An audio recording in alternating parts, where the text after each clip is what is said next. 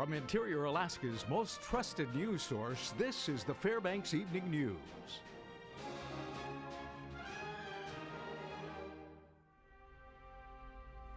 Good evening. Thank you for joining us. Our top story, 54 F-35 fighter jets are cleared for landing at Eielson Air Force Base. Today, officials made the announcement at a Chamber of Commerce hosted event at the Westmark. The arrival of the F-35S is expected to mean a $500 million economic boost to the local economy. Ryan Grimes has the story. An announcement made this morning that the F-35s are coming to Eielson in 2020. The anticipated decision by Air Force officials to finally bid down F-35A fighter jets in the interior means the end of a lengthy environmental impact analysis that was required by the federal government. The F-35 study lasted for several months, with final approval announced by the Undersecretary of the Air Force this morning. It's been a little bit of a rocky road for Eielson, going all the way back to the 2005 BRAC issue that we had. 2012, we thought we were going to leave the aggressors, and fast forward all the way today where we get to keep the aggressor mission, and we're still getting another 2 full squadrons of F-35 aircraft that'll be showing up in the 2020 timeframe. I think it's a phenomenal day for not just Eielson, but really for the interior of Alaska. U.S. Senator Lisa Murkowski says the F-35s and the continued operation of F-16s in the interior became a reality thanks to the Tiger team. The team was made of local delegates and business leaders that fought back against the previous decision by the Air Force in 2012 that could have ended Eielson Air Force Base. It was a group of very committed individuals working with the delegation every step of the way and never turning back. It was a great example of a community coming together. Former Fairbanks North Star Borough Mayor Luke Hopkins was a key member of the Tiger team. Back in 2012, when we heard that the F-16s would be moving, we participated in and showed them there is important strategic value, not just we love Eielson Air Force Base, but there's also a strategic importance that we want to make sure we know about and that they know about in Washington, D.C. The decision to bed down the F-35s means 2 heavy construction seasons at Eielson over the next 2 years. $500 million worth of federal funds will go towards the placement of new hangars, shelters, and storage facilities. The funds will also go towards school programs and opportunities for local businesses. Governor Bill Walker says the interior communities had a large part in the latest decision by the Air Force. It's an incredible story of saying we're not going to give up, and no one else is going to dictate what our future is going to be. We are, and that's a message that the entire state can also learn from. The F-35s are expected to be at Eielson by 2020, followed by 3,500 Air Force personnel and their families. Colonel Winkler says the ability to house the large influx of people will not be a problem. We think right now there's actually enough available bed spaces for the 1,250 or so extra families that are going to be coming up to the interior of Alaska. Eielson used to be a slightly bigger base than it is right now, so we had another full squadron down there. We are going to do one renovation project to a dormitory to bring that up to standards for our active duty airmen that are down at Eielson. This is Ryan Grimes reporting. You can see that they all overlap. On the afternoon of April 3rd, Alaska State Troopers received a report of an avalanche in the mountains near Summit Lake, Alaska. It was reported that a woman later identified as 25-year-old Claire Sundgren of North Pole was caught in the avalanche and was buried. Bystanders were eventually able to dig Sundgren out, and CPR was attempted, but they were unable to revive her. Troopers, Fort Greely Fire Department, and Delta Medical responded to retrieve the body, which will be sent to the state medical examiner. No foul play suspected, and next of kin has been notified. It was reported to us that she had been parked at the bottom of the hill when another snow machineer was going up, and that's what triggered the avalanche. They were able to find her and pull her out of the snow, but unfortunately they were not able to revive her. When we come back, firefighters got a little action today at the North Star Baptist Church as a wood boiler might have been the cause. Also, there was more excitement this afternoon in the Hamilton Acres area when a domestic dispute got a little heated. We'll explain. Welcome back. A Fairbanks man barricaded himself inside a Dunbar Avenue home earlier today and threatened to hurt himself with a knife. 41-year-old Larry Halstead was taken into custody by police officers around 2:30 this afternoon after 3 days of incidents with law enforcement. According to police, they had been called to Halstead's residence Friday because he was making suicidal statements. Officers left after speaking with him because no crime was committed. Law enforcement returned to the residence on Saturday to serve a restraining order not allowing Halstead to be at that location. He refused to leave, and police used pepper spray to remove him from the house. Halstead returned to the residence today and assaulted 2 women. When police arrived, he refused to come out and made suicidal comments saying that he wanted the officers to kill him. Deputy Police Chief Eric Jukes says law enforcement was able to get Halstead into custody without anyone getting hurt. We were able to talk him out. We had our negotiators here. We had some extra staff here, some help from the Alaska State Troopers to just help contain the scene. And luckily, we were able to get him out without anyone getting hurt. So, of course, that's our goal, is to just spend a little extra time and convince them to come out so they don't get hurt, we don't get hurt, and the neighborhood is safe. University firefighters responded to a call at midday today at 2550 Phillips Field Road. The blaze was at the North Star Baptist Church. Fire Chief Doug Schrage said that the investigation is continuing, that it appears an outside wood boiler caused a fire in the walls and roof of the building. It was slow going to make sure the fire was completely out due to smoldering insulation that had to be uncovered and then extinguished. Okay, Joe Cook is next with sports, and in the weekend recap, he's talking Ice Dogs hockey, Bonspiel curling, and more. That's next after the break.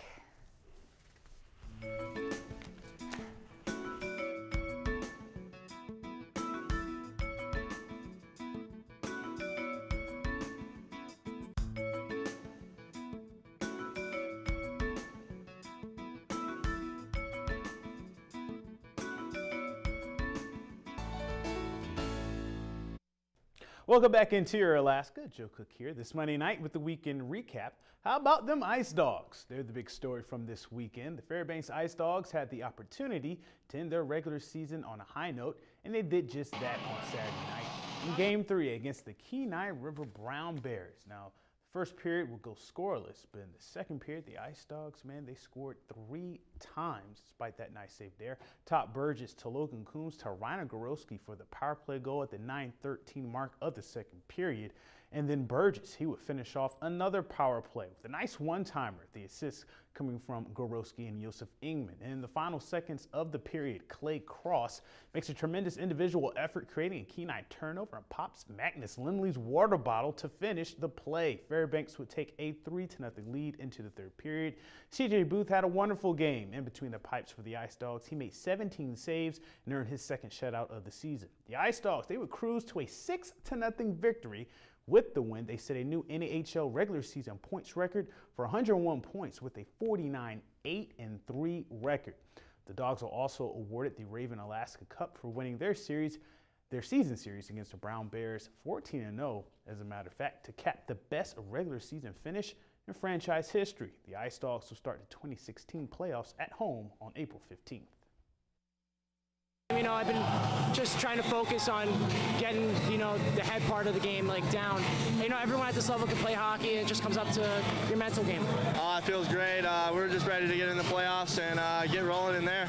We played awesome. Our special team played awesome. Our defense played awesome. Our goaltender stood on his head, and just an all-around great game. We knew we could set a record with just one game left, and we refocused after those first 2 games, and we came out on top. It's huge. We got to use it as motivation to go on in playoffs, make a good playoff run. And then today in Indianapolis, the UAA Sea Wolves women's basketball team played for the Division II national title, Lubbock Christian. They had the early advantage. They led 40-32 at the break. And that lead would increase to 14, led by Casey Hopple's game-high 27 points. Anchorage, they went to Megan Mullings, who had 23 points and 12 boards to lead UAA. The Sea Wolves cut a 14-point deficit down to just 4 with 1:16 left. But Lubbock, they answered with Nicole Hampton, who had 22 points, 13 rebounds, and 9 assists.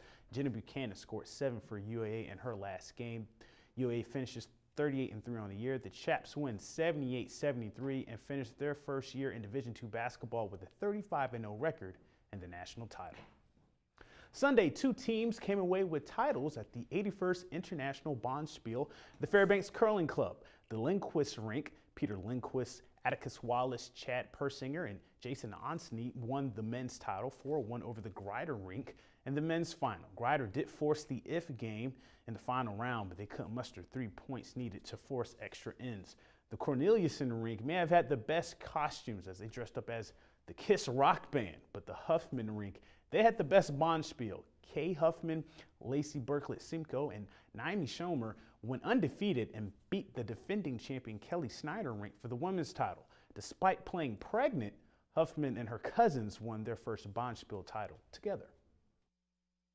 Curling while pregnant is hard, but it'll be a good story to tell my kids. Well, getting that 4 early was key.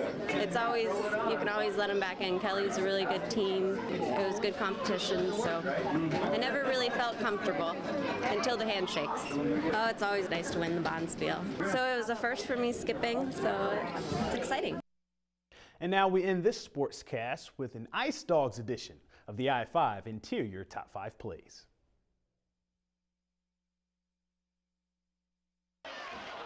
Starting us out at number 5, CJ Booth makes 27 saves and denies this breakaway opportunity, deflecting away a Brown Bear shot in the second period of a 4-1 victory for the Ice Dogs on Friday. More from that game at number 4, Clay Cross and Evan Somoza finish off a 2-on-1 odd man rush with the beauty of a backhand shot from Somoza with the goal. That came in a 4-1 win for the Ice Dogs on Friday night in Game 2 against Kenai River. Number 3, Fairbanks goalie CJ Booth. Again, he makes some incredible saves, 17 of them in Saturday night's 6-0 shutout over the Brown Bears. The first-year player earned his second shutout of the season in the win. Number 2, Ice Dogs forward Todd Burgess ties the NAHL regular season points record, finishing with 95 points after scoring 2 goals and dishing out 2 assists in a 6-0 win over Kenai River on Saturday night. And at number 1, Alex Maynard, an Ice Dogs defenseman and Air Force commit, scored the game-winning goal in overtime with 4.8 seconds left to give the Ice Dogs a 3-2 overtime win over Kenai River on Thursday night to secure the NAHL regular season title. To vote for the Play of the Week, click on your favorite play on the I-5 poll on webcenter11.com. You can also comment on the KTVF Facebook and YouTube post and at KTVF11 Sports on Twitter for your vote. The Play of the Week will be revealed this Friday. The I-5 Sports Report is brought to you by Adient Orthopedic Physical Therapy. And that'll do it for sports tonight. Thanks for watching. Mike Schultz is next with weather, and we'll catch you next time. Hey, welcome back, everyone. I hope you had yourself a good weekend. Mike Schultz with you once again talking about the weather, and I thought I had everything planned perfectly. Saturday, I had my tires changed over. Saturday night, we're going to the bonspiel about 10 o'clock. It starts snowing. I come out, it's piling up, and by Sunday morning, I got about 4 inches out there in University West. Of course, it melted, but still, it just kind of shows you with you think you're getting everything figured out right, but didn't work out quite right. But still, I'm glad I got them changed over because I think we're in pretty good shape. What we're going to talk about tonight, we're quite a few things. First of all, we're going to talk about a nice evening with less wind. In fact, the wind should be dying down after blowing all day long. That was kind of miserable at times. No winds tomorrow and lots of sunshine expected. And the good news is, check it out, looking at, could see 50-degree temperatures toward the end of the week and into the weekend, so it looks pretty good there.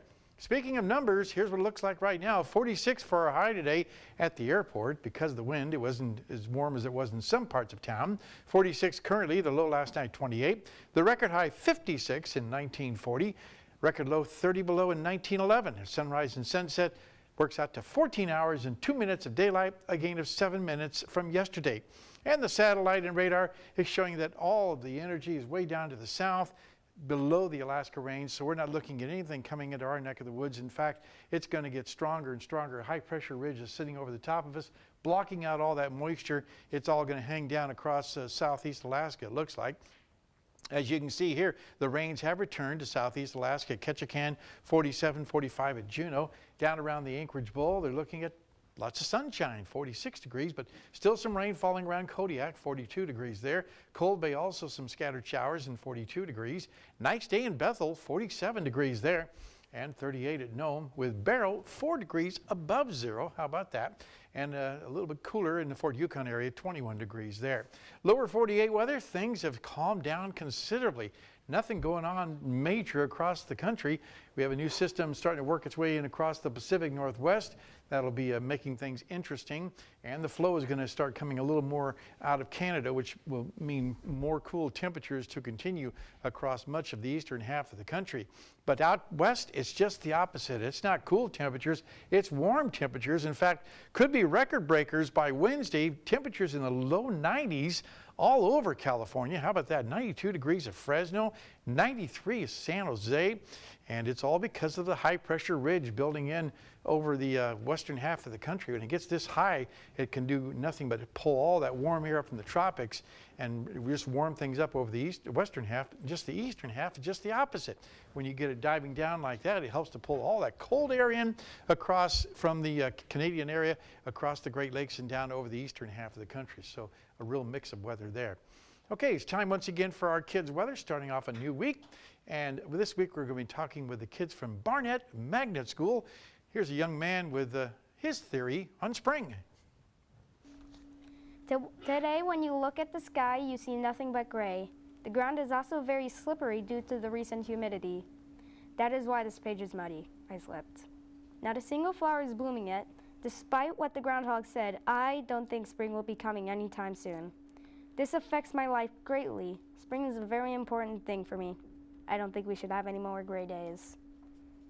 Blaze, you can't be negative after you're hearing the forecast for the next 5 days. It's going to be really nice. Temperatures in close to 50 degrees and lots of sunshine. So the gray clouds are moving out of the picture. Again, thanks to Mount McKinley Bank for sponsoring our kids' weather. And tomorrow night, we'll have a young lady here sharing a very interesting sketch she made. All right, here's your forecast. As you can see tomorrow for the northern sections, blowing snow expected in Barrow, mostly cloudy skies at Nome, and cloudy skies for the Fort Yukon area. Over the interior, we're looking at partly cloudy skies at Fairbanks, scattered clouds in the Healy and Delta Junction region. And over southeast Alaska, that's where the rain's going to be. In fact, rain developing in Juneau and raining all day long in Ketchikan. To the southwest we go.